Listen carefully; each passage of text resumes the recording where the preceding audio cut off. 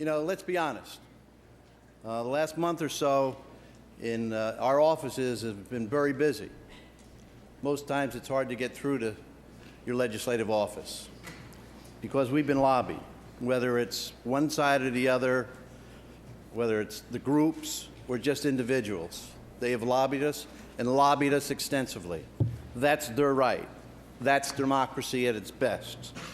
And we've been elected to make these decisions, like the decision that we will make today.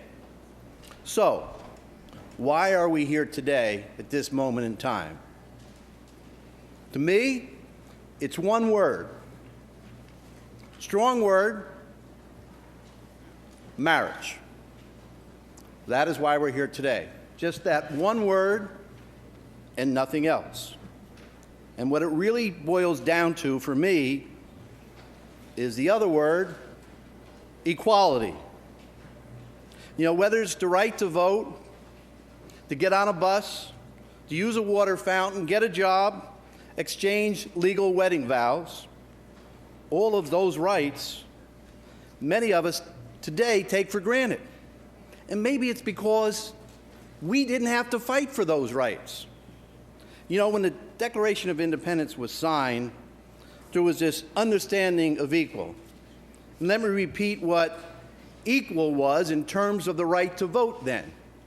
They said you had to be white, you had to be male, you had to be Protestant, you had to be over the age of 21, and you had to have had to own land. At that time, that was equality, and that was accepted.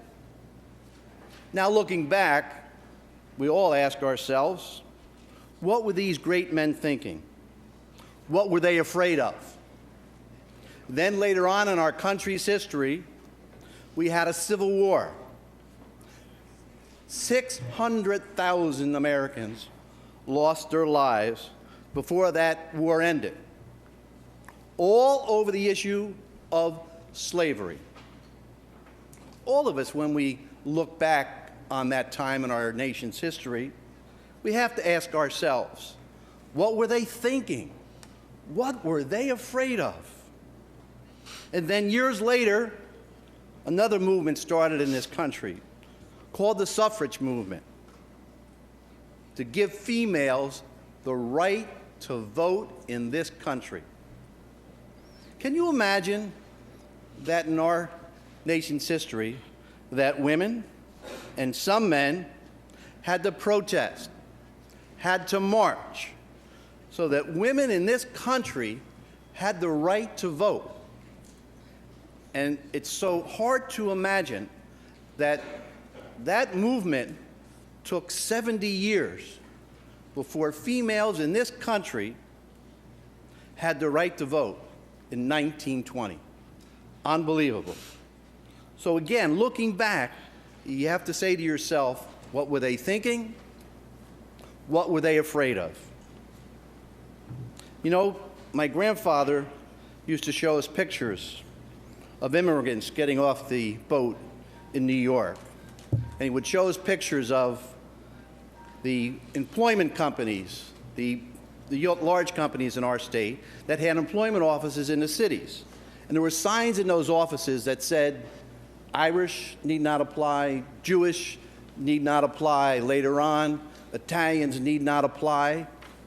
And you know what? Nobody raised the issue of civil rights. At that point in time, it was an acceptable practice in this country. Looking back, we have to ask ourselves, what were they thinking? What were they afraid of? Back in 1967, there were 26 states in this country, not New Jersey, that banned interracial marriage. Today, you would say, what was wrong? What were they thinking? What were they afraid of that they had to ban interracial marriage? Just a few decades ago in this legislature, we debated and we passed bills giving females in the workplace equal pay for equal work. but it took so long to get those rights. Again, I would say to you, what were they thinking? What were they afraid of? You know, I can remember as a young teenager, one year my dad got enough money that took myself and my brothers to Florida for a couple of days. And he took us to a ball game. And we saw something that startled us. And what we saw was bathrooms for whites, bathrooms for blacks, fountains for whites, fountains for blacks.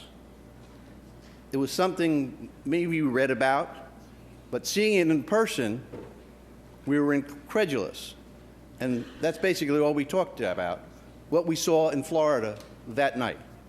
And it stayed with us forever. And think about that. That was legal back in the 60s? I mean, what could those people possibly have been thinking? And what were they afraid of to do that? You know, at some times in our lifetime, issues like this have been brought before the Supreme Court. Brown versus Robertson. Go on and on and on and on. But let me for a moment say this. Let us assume today the bill passes, it passes the Assembly, it gets signed into law. What in our lives, regardless of your sexual orientation, is going to change? Where are you going? What do you have to be frightened about if this were to become law? How does it change anybody's daily lives? The lives of your spouses, your children, the people at work? I don't know. Is it going to affect our children at school? I don't think so. I don't understand it. So I don't understand the rationalization of why some people are so strongly against this particular bill. And by the way, just anecdotally, how many times have you heard someone say to you, you know, there was a gay couple that moved on our block. And you know what? Nobody ran outside to put a for sale sign up. Nobody bought more locks for their house. They found out that people with a different sexual orientation were just like them. They were good neighbors. They were good citizens. They were nice people to talk to. And it didn't change their lives in any way, shape, or form. Again, what is it that we have to fear today that's contained in this bill? Okay, their sexual orientation may be different, but so what? What does that mean? What change does it bring about? So I hope that sometime in the not so distant future that a senator in this chamber would have to get up and say, you know, in 2010, they were debating the issue of whether or not people of the same sex should get married. And have him or her say, what were they thinking back then? What were they afraid of? So, are we so certain at this point in time that we have finally reached the limits of acceptance and compassion for our fellow citizens? Let us do the right thing today. Let's not make any more of our citizens wait to enjoy the benefits we all do. In thinking back, I have to say to myself that when I entered the legislature 36 years ago, almost today, that I would not be voting on a bill for domestic partnerships, that we would not be voting for a bill for civil unions or for gay marriage. And I think back then that was accepted rationale. But this is 2010, and the time is now. There's nothing to be afraid of. Nothing at all. Thank you all very much. Appreciate that. Thank you.